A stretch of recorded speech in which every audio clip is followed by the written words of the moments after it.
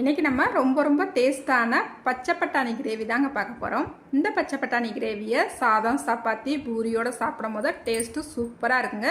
சரி வாங்க எப்படி செய்யலான்னு பார்த்துடலாம். இப்போ ஒரு மிக்ஸி ஜார் எடுத்துக்கலாங்க.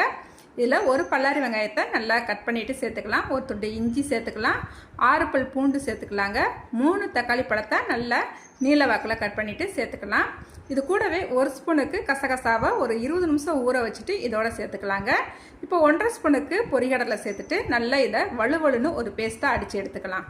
இப்போ ஒரு கடாய் அடுப்பில் வச்சுக்கிட்டு 2 ஸ்பூனுக்கு எண்ணெய் சேர்த்துக்கலாங்க. ஒரு பல்லாரி வெங்காயத்தை இந்த அளவுக்கு நல்லா கட் பண்ணிவிட்டு சேர்த்துக்கலாம்.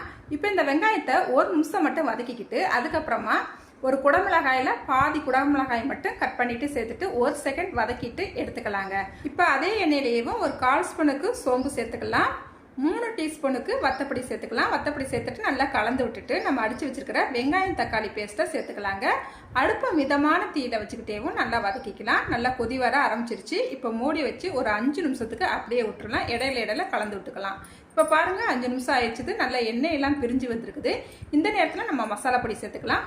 1 ஸ்பூன் மல்லிப்பொடி சேர்த்துக்கலாம். 1/4 ஸ்பூனுக்கு கரம் மசாலா சேர்த்துக்கலாம். 1/4 டீஸ்பூனுக்கு மஞ்சத்தூள் சேர்த்துக்கலாம். மசாலா பொடியெல்லாம் சேர்த்தா பிறகு நல்லா கலந்து விட்டுக்கலாம். அடுப்பை மிதமான தீயிலேயே வச்சுக்கலாம்.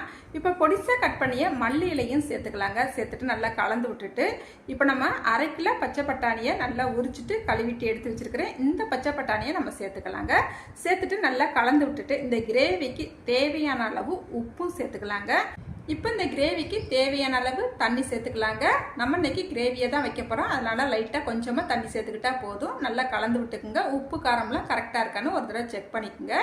இப்போ நல்லா கொதி வர ஆரம்பிச்சிருச்சு. மூடி வச்சு அடுப்பை மிதமான தீயில வச்சுக்கிட்டு ஒரு 10 நிமிஷத்துக்கு அப்படியே விட்டுட்டு அதுக்கப்புறமா நம்ம ஓப்பன் பண்ணி பார்த்தோம்னா நம்மளுக்கு இந்த கிரேவி நல்ல எண்ணெய் பிரிஞ்சு பச்சை பட்டாணியுமே சூப்பராக வெந்து வந்திருக்குங்க. அதுக்கப்புறமா இது கூடவே வெங்காயமும் குடமிளகாயும் வதக்கி வச்சுருந்தோம் இல்லையா, அதை சேர்த்துக்கலாங்க. இதை சேர்த்துட்டு மறுபடியும் 1 நிமிஷம் மட்டும் இதை மூடி வச்சு வேக விடணுங்க.